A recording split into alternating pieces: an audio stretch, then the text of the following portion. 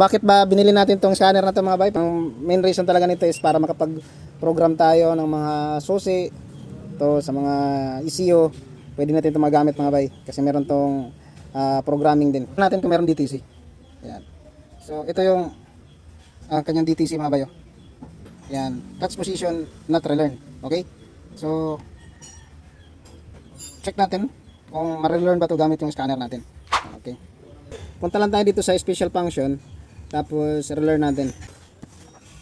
Tayo sa on natin. Okay. Yan, maririnig natin mga bay na yan o, relearn. Yan. Makikita din natin dyan yung fluid. Yan, yung mga baba. Ayan, umangat. Okay.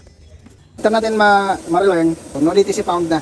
Okay. So pansin na rin natin dito na wala na yung automatic transmission na icon. Yun no. Tingnan natin kung gagana ba. So pupunta natin sa reverse. Oh. Yun no. So meron ng reverse. Ito natin sa drive. Yun no. So mayroon ng indicator doon sa ating dashboard na first gear. Yan, naka-drive yan mga bay. So neutral. O neutral din. Reverse ulit natin. Ayan, so goods na. Tingnan natin dito sa ating scanner.